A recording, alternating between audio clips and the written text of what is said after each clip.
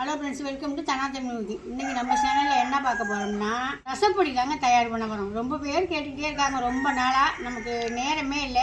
சரி, இன்றைக்கி ரசப்பொடி நம்ம செஞ்சு காமிச்சிட்டு நம்ம ரசம் ஊற்றி மதியானம் சாப்பிட்டுட்டு நம்ம கொடுக்கலாம், எல்லாருக்கும் கொடுக்கலாம் அப்படின்ட்டு தான் இப்போ ரசப்பொடி தான் செய்ய போகிறேன். அதுக்கு எல்லாத்தையும் வறுத்து எடுத்துக்கோமா, எல்லா ஜாமானும் கரெக்டாக எடை போட்டு வச்சுருக்கேன். கொஞ்சோண்டு தான் இப்போ நான் ரெடி பண்ணுறேன், இருந்தாலுமே அதை எடை போட்டு வச்சுக்கிட்டா தான் நம்ம மறுபடியும் செய்கிறதுக்கு கரெக்டாக இருக்கும். அதனால் எல்லாம் அளந்து எடை போட்டு வச்சுருக்கேன். இப்போ வாங்க எல்லாத்தையும் வறுத்து எடுத்துக்குவோம். இப்போ அடுப்பை பற்ற வச்சு அடுப்பை நல்லா மெதுவாக எல்லாம் சூடாக வச்சுக்கலாம். கருகிரும், அதனால் கம்மியாக வச்சுக்கிட்டு நம்ம வறுத்து எடுத்துக்கலாம் எல்லாத்தையும்.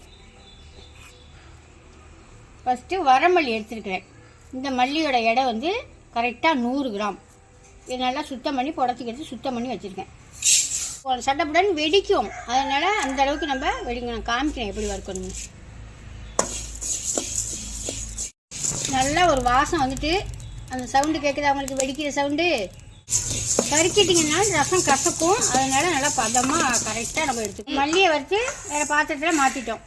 75 கிராம் துவரம்பருப்பு எடுத்து வச்சுருக்கேன், அதை சேர்த்துக்குவோம். இதை கொஞ்சம் செவக்கவே வறுத்துக்கணும். துவரம்பருப்பு வறுத்து எடுத்தாச்சு. இப்போ வந்து ஜீரகம் பார்த்தீங்கன்னா ஒரு 30 கிராம். எல்லாமே கரெக்டான அளவில் தான் சொல்கிறேன். நீங்கள் ரெடி பண்ணுறதா இருந்தாலும் ரெடி பண்ணிக்கலாம், இல்லைன்னா நம்மள்கிட்ட பவுட்ரு வாங்கியிருந்தாலும் வாங்கிக்கலாம். அதுக்கு தான் கரெக்டான அளவு சொல்கிறாங்க. இந்த ஜீரகத்தையெல்லாம் ரொம்பலாம் வறுத்துடாதீங்க, கறிக்கிடாமல் நல்லா ஒரு வாசம் வருது பாருங்கள், சடப்புடன்னு வெடித்து ஒரு வாசம் வரும். அந்த இதில் நம்ம எடுத்துக்கலாம். இப்போ இதை நம்ம எடுத்துக்குவோம். மிளகு வந்து ஒரு 15 கிராம். இது நல்லா வெடிக்கையில் நம்ம எடுத்துக்குவோம். சில பேர் சும்மாவே தான் எல்லாம் வெயிலில் காய வச்சு சும்மா தான் பொடி பண்ணுறாங்க. நம்ம வறுத்துக்கிட்டோம்னா அந்த ஒரு வாசம் கிடைக்கும் நமக்கு. அதனால் லைட்டாக எல்லாத்தையும் வறுத்து எடுத்துக்குவோம். இப்போ இதுவும் வறுப்பட்டது போதும், வெடிக்கிது பார்த்தீங்களா, இதுவும் போதும். இப்போ எடுத்துக்குவோம்.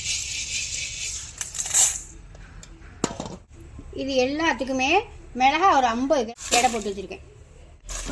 இந்த மிளகாய் எப்படி எடுத்துருக்கேன்னு பார்த்தீங்கன்னா, காம்போட 50 கிராம் எடை போட்டு காம்பை நான் எடுத்துகிட்டு இப்போ சேர்த்துருக்கேன். நீங்கள் எடுத்தீங்கன்னா காம்போட 50 கிராம் எடுத்துருங்க. ஒரு 5 கிராம் கட்டி பெருங்காயம் எடுத்து சின்ன சின்ன பீஸாக நான் கட் பண்ணி வச்சுருக்கேன். இதை வெறும் சட்டிலே இதையும் வறுத்து எடுத்துக்கலாம். நல்லா பொரிஞ்சிடும்.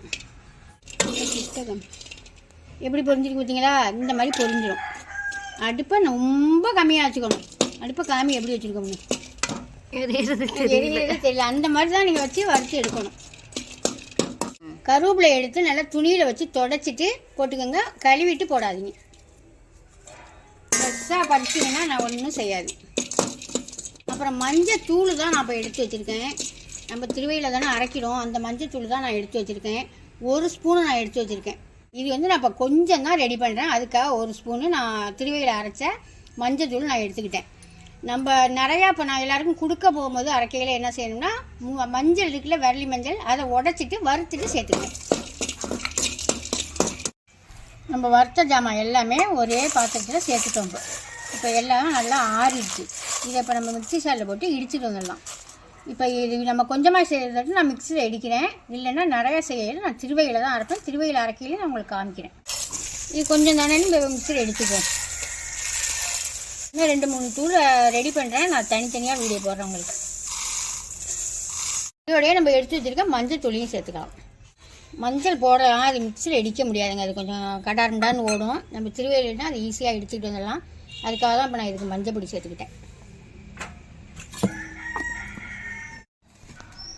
பொடியை பார்த்தீங்களா எப்படி இடிச்சிருக்கேன்னு. இந்த மாதிரி குறைன்னு இருந்தாலே போதும், ரொம்ப நைஸாக வேண்டியதில்லை, வலுன்னு இந்த மாதிரி இருந்தால் போதும்.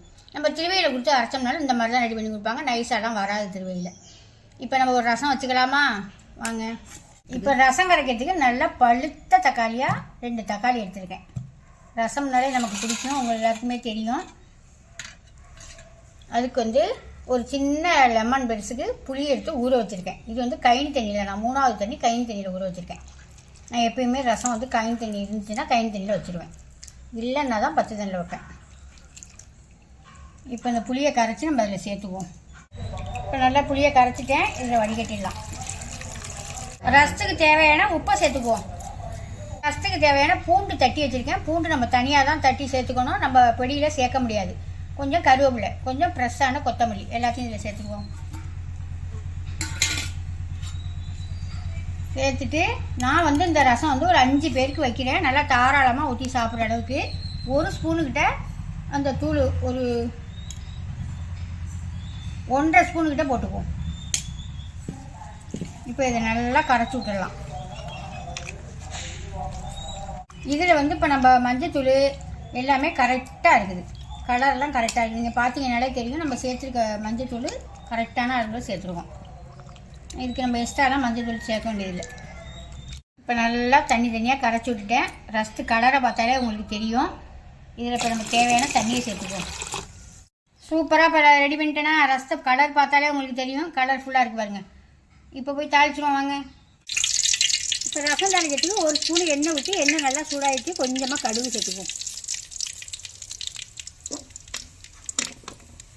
நம்ம அதுலேயும் காரம் சேர்த்துக்குவோம். ரசத்துலேயும் ஒரு 2 பட்டை மிளகாய் புட்டு சேர்த்துக்குவோம்.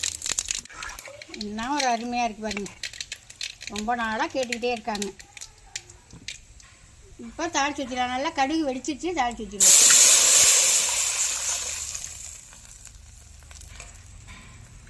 அவ்வளோதான். நல்லா முறைக்கட்டி வந்தால் போதும். நம்ம எல்லாமே பொடி எல்லாமே வறுத்து தான் சேர்த்துருக்கோம். அதனால் இப்போ முறைக்கட்டி வந்தால் போதும், இறக்கிக்கலாம். இதில் நம்ம பெருங்காய பொடியாக எதுவுமே சேர்க்க வேண்டியதில்லை, பெருங்காயத்தூளெலாம் சேர்த்தாச்சு. நல்லா முறைக்கட்டி வந்துடுச்சா?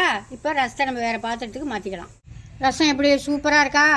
நம்ம ரசம் வச்சு வேறு பாத்திரத்தில் இப்போ மாற்றிட்டேன். இப்போ வாங்க, சுட சுட சாதம் ரெடியாக இருக்குது, போய் சாப்பிட்ருவோம். சுட சுட சாதம் வச்சுக்கலாமா? ரசம் கும்முன்னு நல்ல ஒரு வாசமாக நல்லா இருக்குது. இப்போ ஊற்றி சாப்பிட்லாம். எப்படி இருக்குன்னு பாருங்க.